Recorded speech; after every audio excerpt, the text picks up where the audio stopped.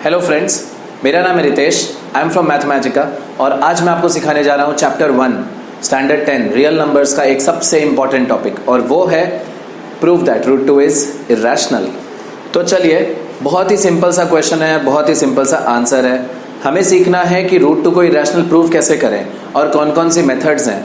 तो मैं आपको बता दूं, जब 8th स्टैंडर्ड में आप लोग ने लॉन्ग डिवीजन स्क्वायर रूट निकालना सीखा था, तब हमने सीखा था कि कोई भी प्राइम नंबर का जब रूट निकालते हैं हम लोग, किसी भी प्राइम नंबर का रूट निकालेंगे तो वो इरेशनल मिलेगा, बिकॉज उसका जो डेसिमल वर्जन आएगा वो आएगा non terminating as well as non recurring.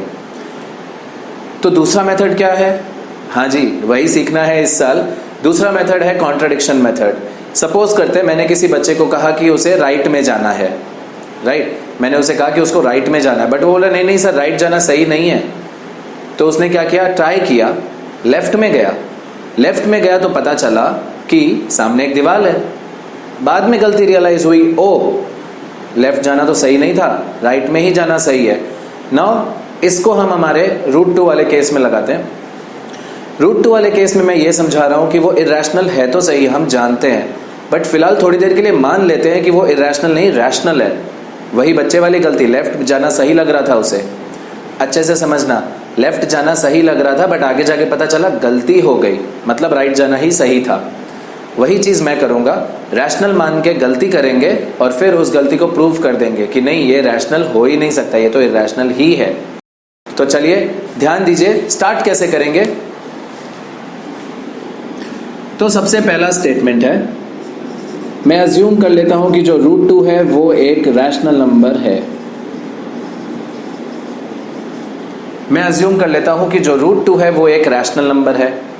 अब देखिए, अगर रूट 2 एक रैशनल नंबर है तो रैशनल नंबर की डेफिनेशन क्या हुआ करती थी कि उसे हम p/q फॉर्म में लिख सकते हैं, राइट। तो देखिए, therefore root 2 is equal to p/q, और ब्रैकेट में मैं लिखूंगा p and q are coprime. क्या होता है कोप्राइम का मतलब? कोप्राइम का मतलब होता है कि ये दोनों नंबर्स एक दूसरे के साथ प्राइम होने चाहिए। दैट मीन्स इनका जो हाईएस्ट कॉमन फैक्टर है, मतलब जो दोनों का हाईएस्ट कॉमन फैक्टर, दोनों में जो कॉमन फैक्टर्स है उसमें हाईएस्ट सिर्फ 1 होना चाहिए। ये है हमारी कंडीशन, और ये सबसे इंपॉर्टेंट कंडीशन है, बिकॉज यही हमारा कॉन्ट्राडिक्शन प्रूव करेगी। अगर आपने कोप्राइम नहीं लिखा तो आपको कुछ मार्क्स नहीं मिलेंगे। अब देखिए, अगर हम इसे p/q फॉर्म में लिख सकते हैं तो नेक्स्ट स्टेप पे मैं इसे स्क्वायर करने जा रहा हूं। Squaring both sides. अगर मैं दोनों तरफ स्क्वायर करता हूं तो रूट 2 का भी स्क्वायर हो जाएगा और p/q का भी स्क्वायर हो जाएगा। तो रूट 2 का square is equal to p/q का भी स्क्वायर। तो ये हो गया रूट 2 का स्क्वायर, दैट इज 2, और ये हो गया p² / q²। ऑल राइट, एक बार फिर से समराइज कर देता हूं मैं। सबसे पहले हमने इसको रैशनल मान के एक गलती कर दी। अब रैशनल है तो p/q फॉर्म में लिखा जा सकता है। These steps are important. अगर p/q फॉर्म में लिखा जा सकता तो वो लोवेस्ट होने चाहिए, रिड्यूस्ड फॉर्म में होने चाहिए, वो इंपॉर्टेंट है समझना। उसके बाद मैंने दोनों साइड्स को स्क्वायर किया और यहां तक पहुंच गए। अब देखो ये वाला step, 2q² is equal to p²। 2q² is equal to p² का मतलब ये हुआ कि अगर मैं 2 को यहां भेज दूं डिवीजन में तो p² को डिवाइड तो कर देगा 2, और कोशंट हमें क्या मिलेगा, q²। बट मुझे डिवाइड नहीं करना, मुझे एक स्टेप लिखना है। इसका मतलब ये हुआ कि 2 डिवाइड्स p²। एक नंबर किसी दूसरे नंबर को डिवाइड कब कर सकता है? जब वो उसका फैक्टर हो। तो हम लिख सकते हैं ना, 2 is a factor of p²। अब एक और चीज, थियरम 1.1 इसी चैप्टर में आपको यह भी सिखाया गया है कि अगर 2 जो है p के स्क्वायर को डिवाइड कर सकता है तो 2p को भी डिवाइड कर सकता है। ऑल राइट, तो this is from theorem 1.1। Okay, आगे देखते हैं। 2 डिवाइड्स p, इसका मतलब 2 जो है वो एक फैक्टर है p का। इतना तक हमें पता चल चुका। अब आगे देखते हैं। 2 जो है वो p को डिवाइड करता है, मतलब 2 is a factor of p। But किसी नंबर से तो मल्टीप्लाई करेगा ना 2, तभी तो p बनेगा। ये कॉन्सेप्ट मैं आपको थोड़ा सा एक दूसरे कैलकुलेशन के साथ सिखाता हूं। जैसे मैंने कहा 2 is a factor of 8, but 2 किसके साथ मल्टीप्लाई होगा तो जाके 8 बनेगा। तो ये भी देखना अच्छे से, 2 4s are 8. That means there must be some number, कोई तो एक ऐसा पॉजिटिव इंटीजर होना चाहिए ना कि जिसको हम 2 से मल्टीप्लाई करेंगे और प्रोडक्ट हमें 8 मिलेगा। अच्छे से ध्यान दीजिएगा। अब सपोज करते हैं 2 डिवाइड्स p, तो मैंने 8 की जगह p लिख दिया, है ना। तो कोई तो नंबर होगा जिससे मल्टीप्लाई होगा 2 और फिर हमें आंसर मिलेगा p, तो मैं उसको ले लेता हूँ c। 2 c's p हो जाएगा, कोई भी पॉजिटिव इंटीजर ले लिया मैंने और रिमाइंडर हो जाएगा 0। इसी को कहते हैं 2 डिवाइड्स p का meaning. That means 2 is a factor of p but 2 must be multiplied by some another positive integer so that हमें हमारा आंसर p मिले। ठीक है, इतना हो जाने के बाद 2 डिवाइड्स p, फिर मैं लिख सकता हूं 2 into c is equal to p। Let c be any positive integer. ये सारी डिटेल्स, सारे डिस्क्रिप्शंस, सारे रीजंस, सब कुछ आपको लिखने होंगे। अगर आप ये नहीं लिखते हैं तो आपके मार्क्स कहीं ना कहीं तो कटेंगे। Now try to understand. 2 into c is equal to p तक हमारा काम हो गया, राइट। अब हम इसको भी स्क्वायर करेंगे, स्क्वायरिंग बोथ साइड्स। अच्छा, अब स्क्वायरिंग कर रहे हैं तो क्या मिलेगा स्क्वायरिंग का आंसर? अच्छे से ध्यान दीजिएगा, बहुत इजी सा कॉन्सेप्ट है। ये हो जाएगा 4, 2 का स्क्वायर 4, c का c स्क्वायर और p का p स्क्वायर।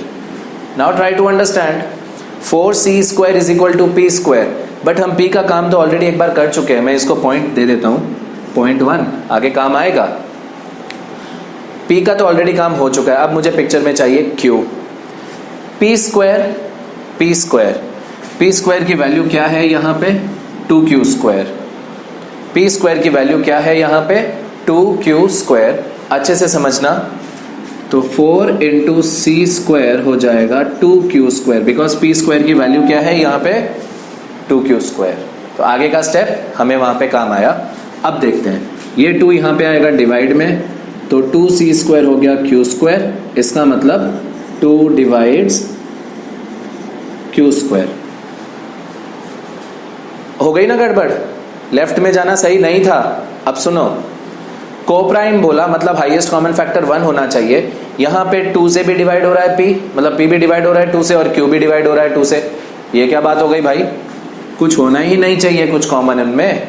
बट अभी हमें ये जरूर पता चल गया कि 2 p को भी डिवाइड करता है और 2 q को भी डिवाइड करता है, बिकॉज अब इसके बाद यही स्टेटमेंट आने वाला है। अब अच्छे से ध्यान देना, 2 डिवाइड्स q, दैट मीन्स 2 जो है वो q को भी डिवाइड करता है। यार ये तो हो गई गड़बड़। p का भी एक फैक्टर है 2, q का भी एक फैक्टर है, इसका मतलब ये हो गया इन दोनों का हाईएस्ट कॉमन फैक्टर है 2। नहीं हो सकता, हो गया कॉन्ट्रडिक्शन, हो गई गड़बड़। अब देखो हम कैसे सुधारेंगे इसको। Here 2 is a common factor of p and q। Alright, इस इतने कैलकुलेशन की वजह से 2 जो है वो दोनों का एक कॉमन फैक्टर हो गया। होना नहीं चाहिए था, हो गया। अब सुनो, अगर ये हो गया है 2 एक कॉमन फैक्टर दोनों का, तो एक गड़बड़ हो चुकी है। अच्छे से ध्यान देना। अब हम यहां पे स्टेप लिखेंगे, this leads us to contradiction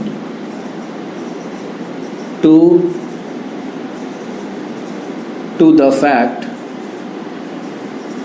that p and q are coprime। ये तो हमारे ही बनाए हुए फैक्ट के साथ कॉन्ट्रडिक्शन हो गया। भाई हमने तो 2 को कोप्राइम, p बाई q को कोप्राइम कहा था ना। ये क्या है भाई? 2 मिल रहा है। और ये कॉन्ट्रडिक्शन अराइज हुआ क्यों? ये कॉन्ट्रडिक्शन आया ही क्यों? क्योंकि हमारा अजम्पशन गलत था। अब क्योंकि हमारा अजम्पशन गलत है, इसलिए नेक्स्ट स्टेप आएगा, hence our assumption is wrong, hence root 2 is irrational. तो रूट 2 को हम लोग रैशनल प्रूफ कर ही नहीं पाए, मतलब बच्चा जो लेफ्ट में जा रहा था ना वो गलत हो रहा था। आई होप आपको मेरा ये वाला एक्सप्लेनेशन अच्छा लगा। I will be coming up with a few more. मेरा टारगेट है कि मैं एक एक करके सीबीएसई के सारे जो मेन चैप्टर्स हैं मैथ्स के वो सारे कंप्लीट करूं और आपको इससे भी इजी और अच्छे तरीके से सिखाऊं, right. So I hope this went well, right. Hope to see you guys in the next video. Until then, see you.